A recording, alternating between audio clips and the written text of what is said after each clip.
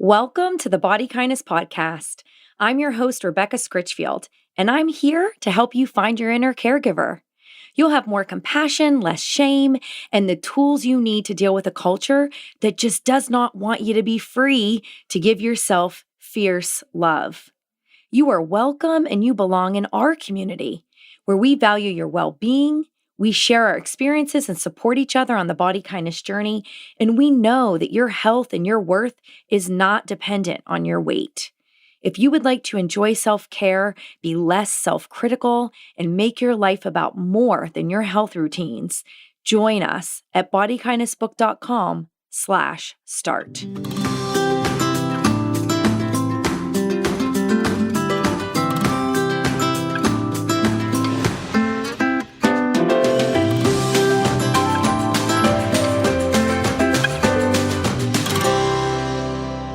Bernie. Hi. Hey, Becca, what's going on? We're going to get a lot of those Rebecca giggles today where I'm like... Yeah, right? This is a first for us. We're actually, we're Zooming. Well, Zoom is not first for us. I mean, that's sort of been for anyone. I think if you're talking to anybody in 2020, you've been on a Zoom. Sure. As far as us talking and using this platform, definitely new. Yeah, I'm familiar with Zoom, but this is different for body kindness. I'm digging it. Yeah. Well, here's what's funny. So if you're tuning in through the podcast, thank you for being a podcast subscriber and listener. We love you. You already know that this is, I feel like our fifth year. I don't know. It's like 160 episodes that we've been doing, and we have always recorded through Skype. But you and I are always on video because we like to see each other and chat and catch up because we're good friends. Yeah. And then I would put the edited podcasts on YouTube. And I saw other podcasters were going on YouTube, and I always wanted to do stuff on YouTube. But what struck me to kind of say, okay, that's it. Well, first of all, we've talked about it and we've all said, nah, we don't want to get ready. Pretty much. We talk on the weekend mornings around kids screaming and crying and other work shenanigans. So we're never going to have a set time, that, and we don't know if we can get ready. Those were at least my reservations. Just I don't know that. So I have lip gloss and a little bit of concealer and a touch of mascara, but that's it. That's all. All I'm doing. Nice. That's definitely more than I have on this morning.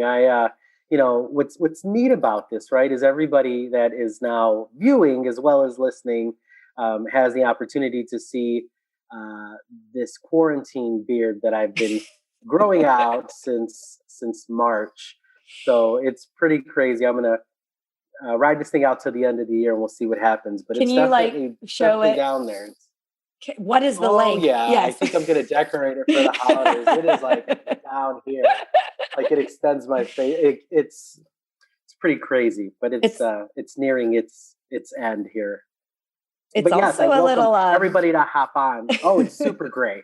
It's super salt and pepper. Sure. I think it's very sexy. It's very thanks. You know what's crazy about it is I have no gray up here, and I have all gray here. So definitely have to hop on and check that out. But I'm excited about this, because we talk about always really wanting to connect, and I think that this is a great way to do it. Mm-hmm. I know that I'm excited to kind of step out. I know if you were to have asked me when we started this 5 years ago now, wow, that's crazy. If you would have asked me, hey, let's hop on video, there's no way I would have done it.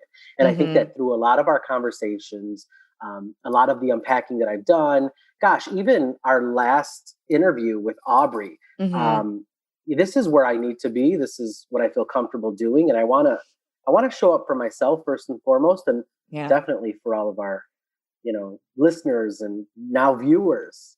This is good. Yeah. Well, what ended up make me finally say, okay, that's it, was when I got a YouTube comment and it's like, what? That's it? Just your audio podcast? I thought there'd be video.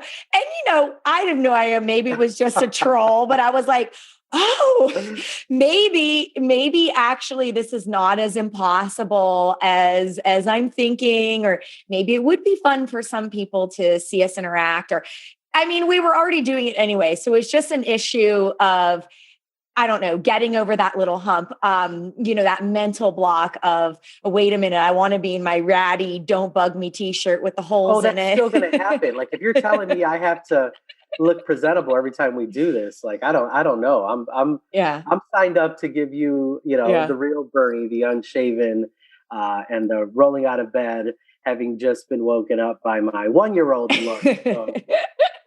Well, we can always plan a little pajama party or something. We'll see. We'll see. Perfect. Yeah, I'm definitely in cozy. I'm braless, so that's something. As am I. So it's great. And it's so funny when you talk about this is where I need to be, which is a perfect segue to helping people who are new to us to get to know you better. But it's like, Bernie, this should be your bag. You've been on television before. Oh gosh, a lifetime ago. But yeah, I mean, for those that are new, my name's Bernie Salazar. I was on a weight loss TV show a long, long, long time ago, and as you can, see if you've tuned in, Rebecca isn't a huge fan, but I am thankful for that experience, and I do say that out loud just because it really opened my world up to how unfortunately society views and treats people in big bodies. And it took me a really long time to admit to myself first and foremost that I was not and am not broken. Mm-hmm. There's nothing wrong with me. And as a matter of fact, I am in the right body for who I am, and it does amazing things. And, for having had that experience and for having contributed to what we know is unhealthy behavior, Mm-hmm. for so many Americans that try to replicate it, I am happy to be here and Mm-hmm. to offer what I truly learned as a result of that experience, which is learning to love yourself, and the way to do that and to accept yourself. And the only way that's really going to make that happen is through kindness and self-acceptance first. Mm-hmm. Mm-hmm.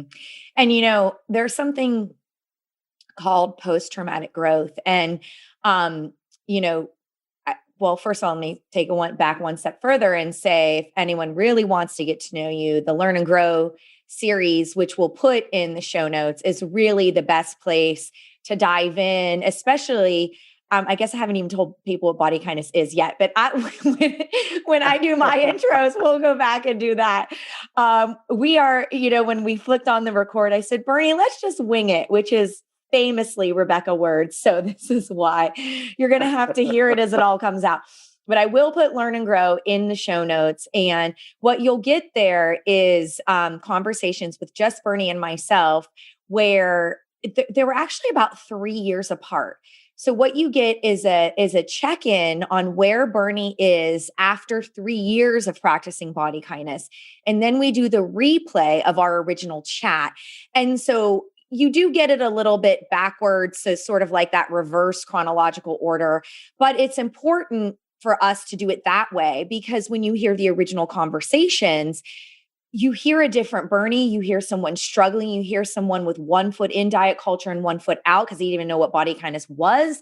And so I personally feel it's better to hear it that way, because if you're tuning in, you're at your rock bottom. We have listeners who are in the middle of an eating disorder and who are trying to recover. And if they heard what you were talking about first, that could be very, scary or, harmful. And so it's kind of like, if you listen to the progress and reflections first, then you could stop if that was enough for you. Or if you're really curious about connecting with the version of Bernie that might be closer to where you are, if you're at the very beginning, you might find a sense of relief and that I'm not alone. I'm not the only one. And so that is a wonderful, wonderful series and all types of different themes.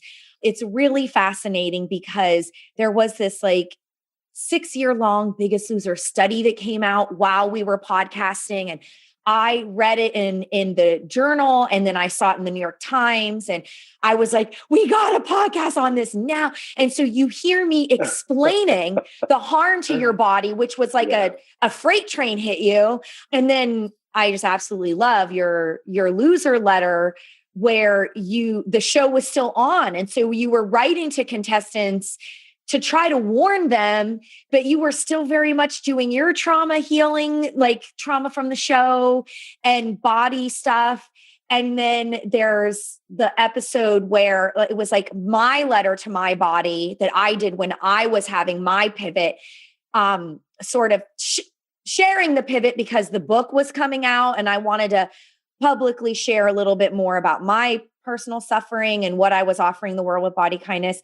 And you still weren't ready because it was 3 years later when you did your version, which was this awesome like poetry slam rap thing, but it was all body healing stuff. So all of those super, super great. I mean, honestly, I would tell any new listener, go through those and share those if you're doing your own work or you know someone who is, because it's like true story. It's lived experience and it's different perspectives, and it's the helper who's struggling and who has seen sort of the light at the end of the tunnel and has, found something. And then you, I think more important, it's not even seeing the light, Rebecca. It's actually acknowledging that there can be and there is light there if you just keep moving forward. Because honestly, when we started off, I didn't believe that there was light at the end of the tunnel. Mm-hmm. So that's where I started. Mm-hmm. Was just I remember you reaching out and kind of saying, hey, let's do this podcast. And I was just so empty and so drained that I just didn't even know if I had enough in me to even begin to unpack what I was feeling, which was, just a mass array of crazy feelings of, not feeling adequate in any way, especially when it came to, my body and I had, put almost all the weight back on that I had lost on the show and was just viewing myself as a complete failure. And, how could I let this happen? I had been given this wonderful opportunity. And, that's what people tell you, right? Mm-hmm. That was the narrative I was receiving everywhere I turned, even from loved ones, oh, how are you? So again, it just kind of eats at you. And Mm-hmm. I'm glad that I reluctantly agreed. And I'm glad that Well, let's be real. You first said no. You were like, no, go away. Well, yeah, I didn't say at what stage I reluctantly agreed. I didn't say how many times you had to ask me for me to just say fine. But I did reluctantly agree. And I'm also glad that I didn't shut off after one or two talks. Mm-hmm. So anybody that's, tuning in and watching us or listening to the podcast, yeah, I encourage you to give it a couple listens before you, make a decision as to with whether or not this is for you. Yeah. Yeah. Well, that's a good segue to just give some highlights about me and body kindness. And so let's see, I tried my first diet when I was 9. And it really was a weight loss diet. I tried it with a friend and, there were several things that happened. I mean, I already wasn't getting enough to eat because I was poor. Like we were on food stamps, so that's one of the fascinating things because there's a lot of elitism in the world around food and everything like that. But diet culture does not discriminate based on your economic status or education or anything like that. But there was a time, I think it was middle school. But I collapsed in a gym class, right? Because I just had low blood sugar and I was running around. And so I didn't have healthcare. I didn't have a pediatrician. I can't really say if back then I could have been diagnosed with an eating disorder, but it was definitely chronic dieting, disordered eating. It was very directly related to being worthy and, accepted. How do I know I'm good enough? What's so interesting about it is that I also very deeply cared about health at that time. And I really do believe that I followed the dieting path mostly because I cared about my health and I wanted to live a really long time and have a great, awesome life, right? Like when you talked about you got on The Biggest Loser because, but you had a lot of crap in your life, but you also had a lot of good fun things happen. And how you had mentioned with Aubrey, I wanted to see if life was better as a thin person, because that's what everybody told you. That was one of your big motivations. It wasn't all sadness that led you to The Biggest Loser. It wasn't all sadness that led me to dieting. Yeah. And yes, exactly. No, that's a really good point. yeah. And so, anyway, and so on the exercise element, that was, I mean, I still look pretty fondly to the videos that I did, these free videos on TV. Who was it? Gilad Janklowitz, Bodies in Motion. And I'm sure if I looked at some of that now, I'd be like, ugh. But he was on a beach in Jamaica and he's like, yeah, everybody, woo. He was happy. And I was not going on vacations anywhere. So I was like, this looks amazing. So it was piquing my curiosity about the world and travel. I had all this hope and I was having fun. And so what I really loved movement, it gave me something to do as this bored kid, sort of like in high school, So I don't know. It was this weird thing. I would go on and off diets. So my mom dieted, so I'd go on and off diets with her. It's a weird story to kind of tell, but I think it's very important to talk about. Yes, I was as young as 9 years old. And that's scary because I have an 8-year-old. So I just kind of viscerally, I just can't fathom that, Anyway, so I'm a dietitian and an exercise physiologist now, but I wasn't always a dietitian. I was a computer programmer. And, there's a million things that led down the path, but it was actually 9/11, a significant trauma in our society that led me to just say, listen, I really do want to be happy. I've always wanted to help people. And I really care about health, but it was too late to be a doctor. I don't want to be a nurse, kind of running through the things. And I was like, I like exercise. I always did. And I liked food and nutrition. But it was disease prevention and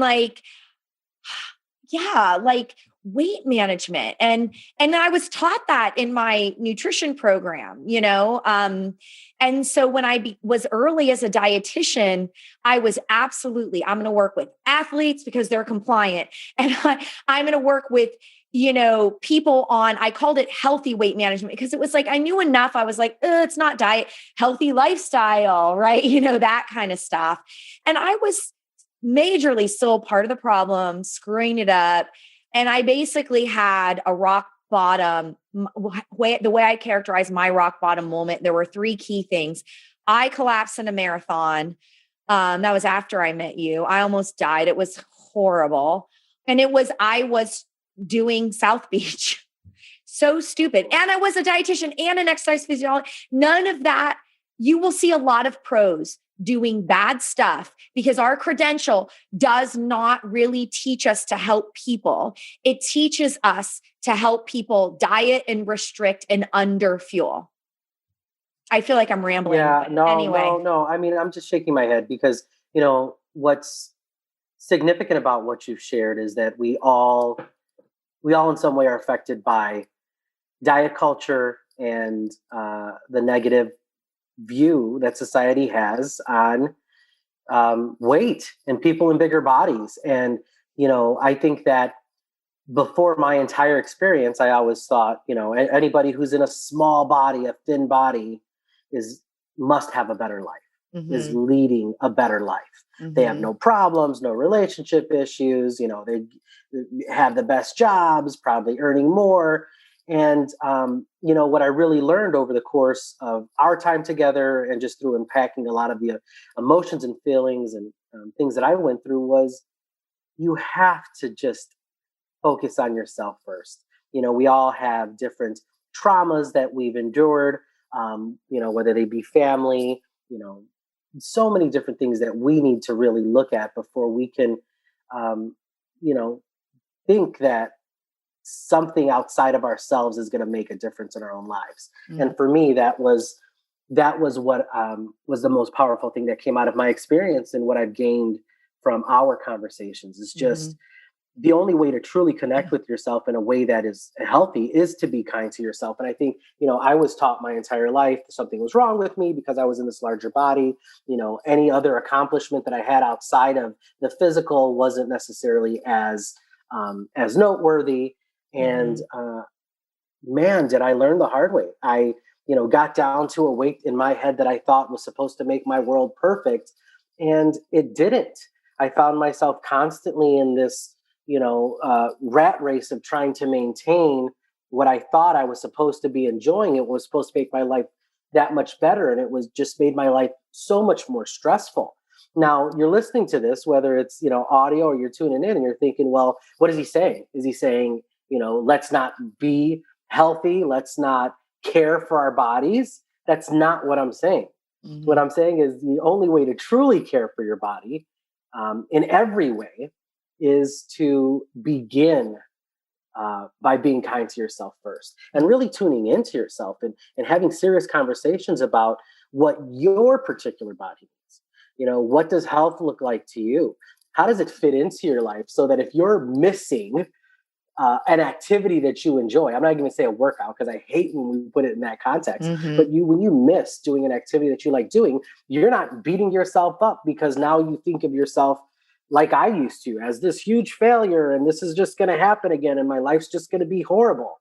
It's funny that we're talking about this, and this is the intro, because I remember just this morning I was like, okay, I'm speaking with Rebecca. What am I going to say? And I just remember, even this morning, just literally being like, you know what, you need to start off by just telling yourself again, and to everybody who's watching, that you're not broken. And that's, lately I've been seeing a lot of past contestants, friends, okay, but also past contestants who, still post like before and after pics, and look what I'm doing. And, part of me just needs to hop on and say, we were never broken before. We need to start connecting in a way that's real, and to stop putting things out there that, add to this negative narrative that people in larger bodies are in some way not worthy. Yeah. I always encourage you to use your voice. It's very powerful. And, sometimes people don't know, they don't know the harm. Intent is an impact. So if they are your friends, what I would recommend to do is get in touch, wish them well, let them know that you have some information and feedback that you'd like to offer them if they're open to it. And say, it has to do with social media and positive well-being, and what we could do for, to truly be helpful to people. Because I do think there's a way to live your truth and own your story that may include weight loss long-term. And whether that was, body autonomy, right? Whether that was because you had a weight loss surgery, which is, I'm not recommending that. Let me just be super clear, but I do support body autonomy, and that people can do whatever it is that they want. And the point is, you don't know unless somebody's sharing what they did. And they also might be sharing from a part of them that needs to hold on to some essence of, because of this body change, therefore my life is better. And that would be a really generous assumption to say, I don't know that person's story or why they're doing it. And their story can be true, and they can have information about how that story might be impacting people. And then they can decide for themselves, because they could be in a different place than you. They could hear your feedback and not care, which is really scary. That sometimes is what keeps people from saying something, right? Yeah, no, absolutely. I remember, again, when this all started, and you approached me, and, we'd been friends for a while, I stayed listening because of our friendship. It wasn't necessarily because of the content that you were sharing. And I say that lovingly and respectfully, because, we do get stuck in thinking that we understand completely what has been thrust upon us in the form of, feeling less than in a society that doesn't respect bodies, and doesn't treat them the same. And, right away, your first thing is, okay, it's something wrong with me. I need to change this. And, I don't know what she's talking about, and let's be honest, we can see you now. So it's not, I know that you talked about living in a slightly larger body when you were, younger, but now, that experience is different. So part of me was like, okay, well, Rebecca, I know you get it. And I know, you've studied this and dedicated your life to this, but you're not in a big body, and to me that was scary. It's like, okay, I get what, yeah. And easy for her to say, right? Well, yeah, well, yeah, but through our conversations, I know that you were coming from a place of care and love. Like I knew that. But still, like how many times do we have parents or siblings or loved ones, come from a place of love, and we still want to be like, forget you, like, But again, I'm all that to say, I'm glad that, I remained open to what you were sharing, and through a lot of hard work. That's what I want to make sure I'm sharing with our viewers and our listeners. I've at least arrived at a place where I love myself in a way that I didn't before, and it's allowing me to have stronger relationships in my life. Right. And that really is the beauty and power behind body kindness. So it is a philosophy for well-being, and it is a book, an audiobook, and there's an ebook too. And the book is a great place to get started if you've been on the diet and body shame roller coaster. I remember the day when I was in my office and just extremely distraught about what was I going to do to actually truly be helpful to people, because I think I was mentioning like the three things, right? And one was me in the dieting and almost dying in a race. And the other one was in clients that I was helping, very similar. Some were also doing the marathon, and some were, larger body people doing a marathon. And pace doesn't matter, right? Your pace is the pace. And I was truly like trying to help them get enough fuel, but having pizza on a Friday night before a Saturday run would be very fearful for somebody because they felt so attached to that's not going to help me lose weight. And so I was struggling on how to support people.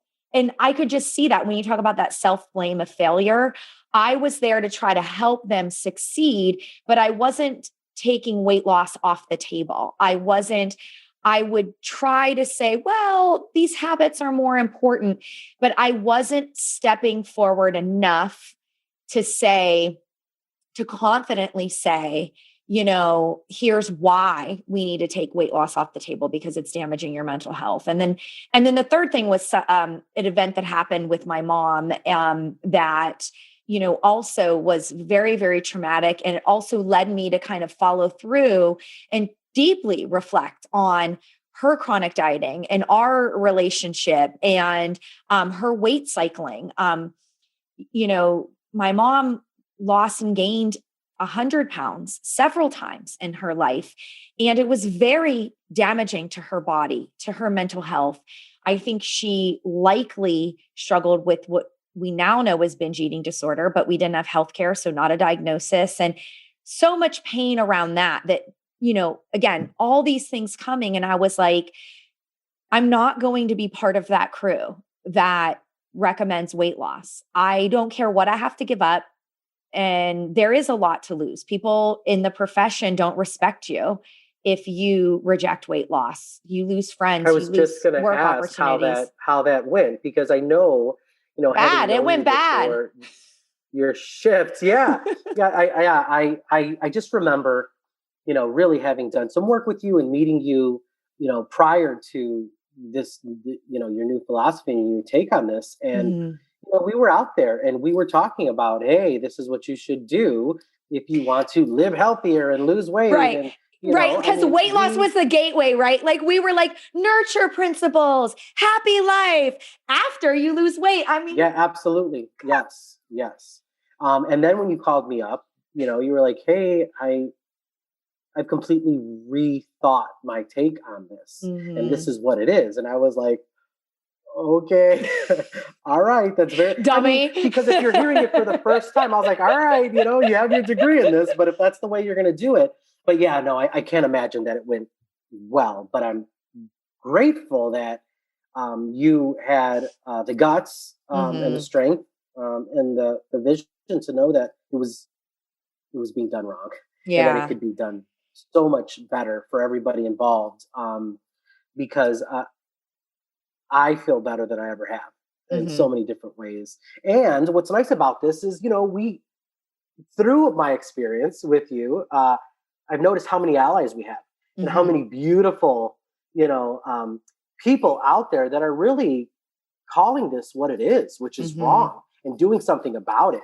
Like Yes. fat activists that are out there Mm-hmm. making the world better for the little birdies out there, in the world that, up until now, we're being told that, they need to lose weight at a young age. I remember, Mm-hmm. back, you talked about 9 years old. I knew I was living in a big body as early as 5, 6, because it was that, oh, baby fat, and oh, you'll get tall, and Mm-hmm. you'll thin out. Mm-hmm. I'm Latino. Like, there's no way I'm getting taller than what I am. I mean, let's be very honest. So when that didn't happen, again, that led to another, like, oh gosh, now I can't even grow right. Mm. So all that to I am say, bad. You learned I am yeah, bad. absolutely, yeah, yeah, That's trauma right there, right? That's yeah, as a growing kid, what you need to know is that you are good, yes, no, and to get absolutely, and that feedback that you were wrong is just right. Right. hurtful. Yeah, very hurtful. And I remember, even though I was in a bigger body, I did everything in my power to shrink and Mhm. to appear small and navigate the world small. Mhm. And that has a tremendous impact on anybody, let alone a child, as they're Mhm. trying to navigate what it means to grow into themselves and Mhm. to find value in themselves outside of just the physical. Mhm. Mhm. So, Yeah. that's why I'm glad that you pivoted. I'm glad that we're having these conversations, and I'm glad that I've put in the work. And Mhm. I keep saying that, but this is again we're literally getting ready to celebrate year 5, and I Yeah. finally feel like I can breathe and share this in a way that um, makes sense for me and Yeah. is as authentic as Yeah. possible. Yeah. Well, I was hitting the rock bottom and that, what do I do? That was in 2007. And it took me a while. The first thing that I wanted to do was to examine, well, what is out there and how can I just take weight out of it? And for a while, I was doing it in my practice, and letting body kindness evolve. And, as it's the end of 2020 and heading into 2021, I can definitely say there are a lot more helping professionals who are willing to be in an anti-diet space, and that's amazing, and dietitians, and which is great. And when I was working on, when I was in my office, and literally I just wrote down on a piece of paper, I was thinking of like, what's the client question? What was my question? And there was a lot of like reflective thoughts. It wasn't just this office moment, but that was the moment when my hand went like this. And ultimately the question was, what do I do if I care about my health, but never want to diet again? And it was from there where I, really thought about it. I had been trained in intuitive eating. I think intuitive eating is wonderful.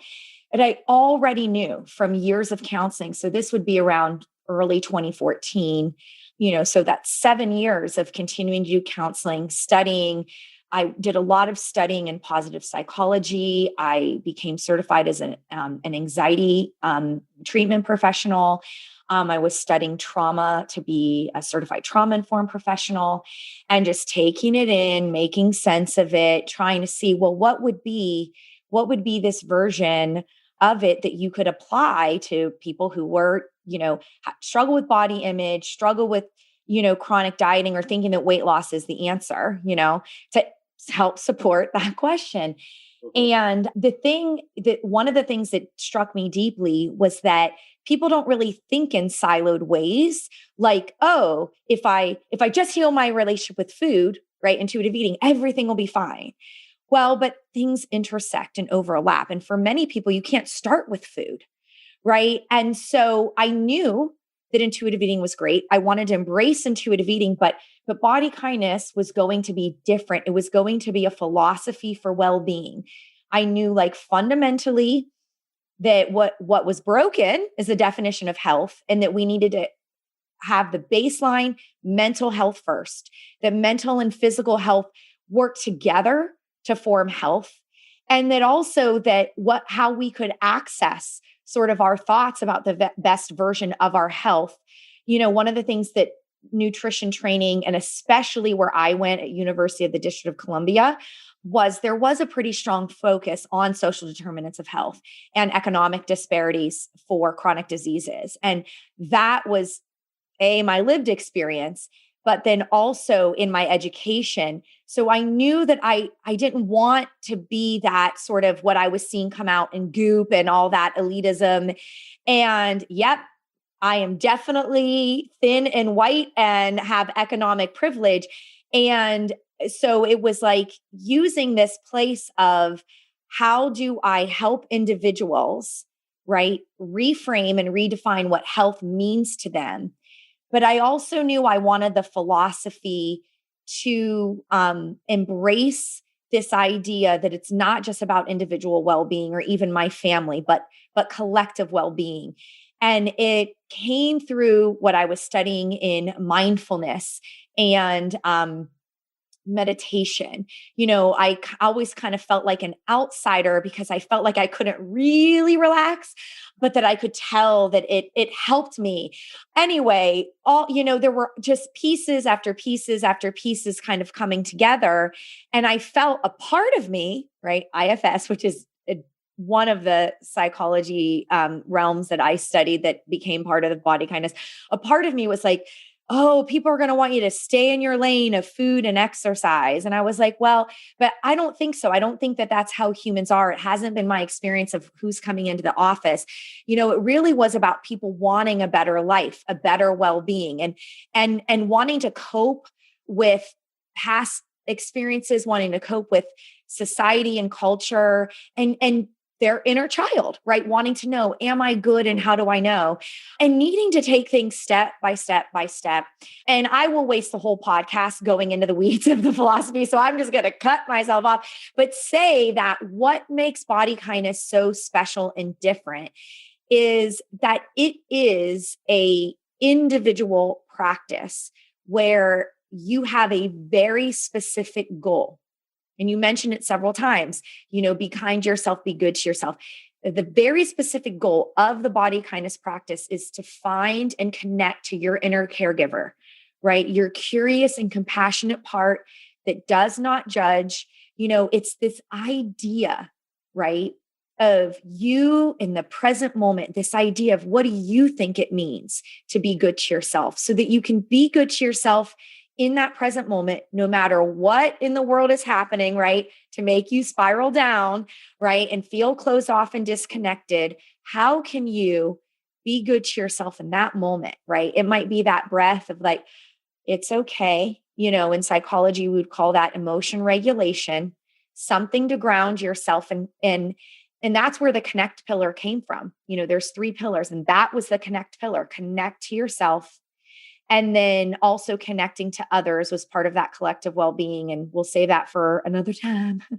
But that essentially is body kindness, because when you can do that, then you can make the next positive self-care choice, which that's where care comes from, which is the 3rd pillar, which is fully commit to caring for yourself and other people, no matter what.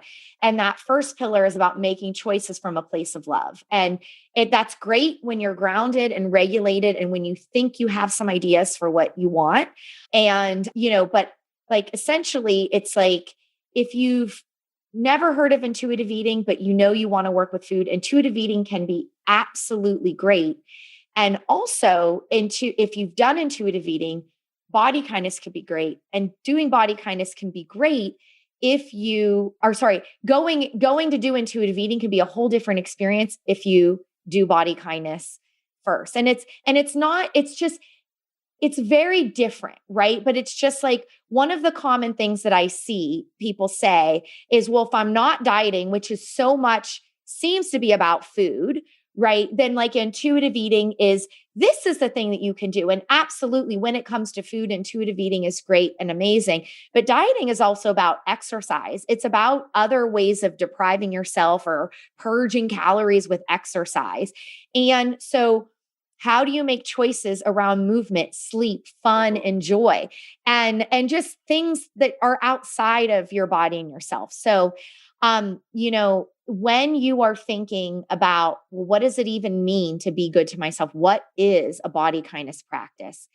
The oversimplification is that you have everything you need to be good to yourself and to live a meaningful, a happier, and a healthier life. And whatever it is that you care about health, in order to really get there, you really do need to table weight loss.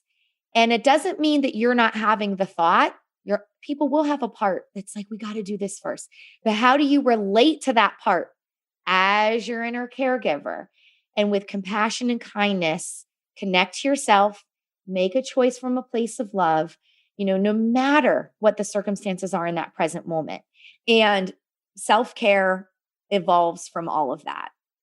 Yeah, what I love about the fact that we're actually videoing now is I don't have to tell our listeners that I'm agreeing and just nodding, because I feel so. There's nothing wrong with your screen. It's just me really agreeing from a lived experience about what it is that you're sharing. Mm-hmm. And I just, and again, my experience is that I'm just able to really enjoy life myself so much more, and it allows me to, again, just walk through with a greater sense of self and purpose, and want to do those things that I know in the end are good for me.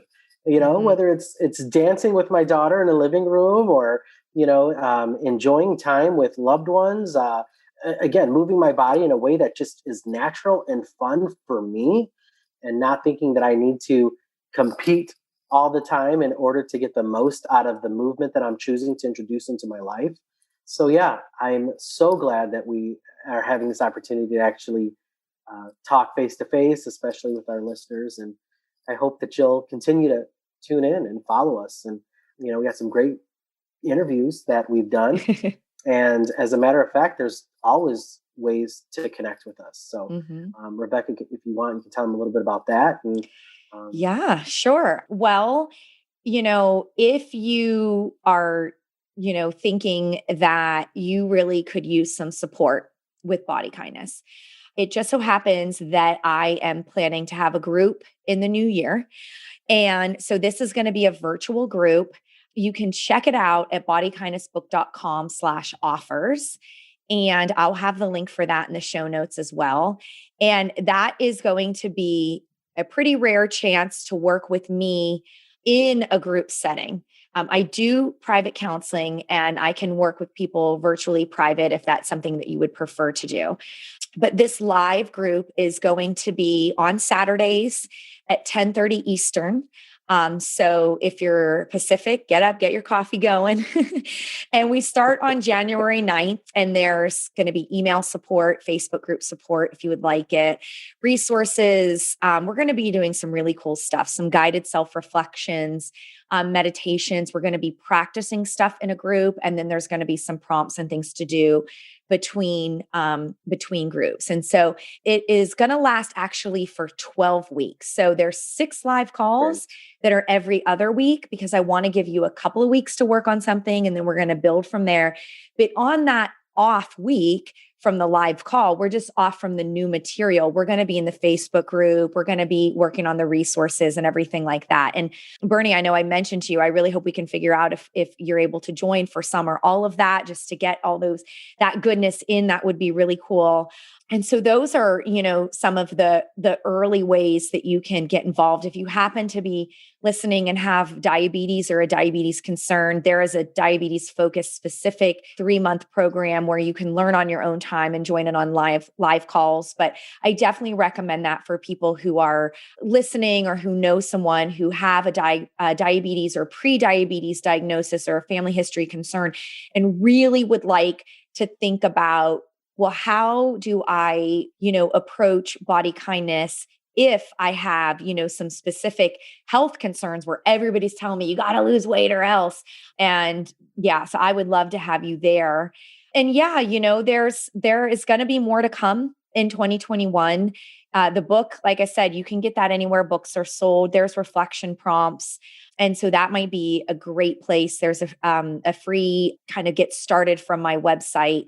And if you go to bodykindnessbook.com/start, give your name and email, and you'll always get, the latest and greatest for how you can go a little bit deeper. And I really have to encourage the benefit of participating live with me or live in a group is really, really strong. And you can, if you're new to the book and the philosophy, you could still join us. I'm not going to be like reading the book to you in our live groups, and I'm not going to be expecting that you know how to do everything. There's going to be a lot of responsive sharing time and prompts so that the people who are in the group can get out of it what they want and need. And so I hope to see you there. And, we should also probably mention that we like to have people ask questions for the show. So that's bodykindnessbook.com/question. And we'll put the link to that in the show notes because that can just be super easy to do that. And we are always wanting to bring on guests that you want to hear from or answer questions that you might have. And if you want to support our show, which would be awesome, that helps to defray the production cost. We have a GoFundMe, and I'll make sure I put the link to that in the show notes as well. No, perfect. I'm excited. I agree that when you're able to connect with the community, it's just so much more helpful. It helps me to realize that I'm not alone out there, no matter where you are. But just tuning in is the first step. So really excited about that. And Rebecca, I don't know if this is going to happen, so I'm kind of putting it out there. I know that there's like Facebook Live type stuff. So I'm hoping that like sometime in this new year, we kind of keep moving forward in connecting with our listeners and now our viewers, because we get to answer questions in real time, which is pretty cool. Yeah, I would love to. We'll set it up. Yes. But again, guys, we're so excited that you're here with us, and we look forward to being a part of your journey to being a lot kinder to yourself first, and to living just a life of wonderful acceptance. So I know it sounds really huggy, guys, but I'm telling you, I'm 5 years in, and I never would have thought that I'd be putting it this way, but it's been a life changer for me. So I'm so grateful for you, B.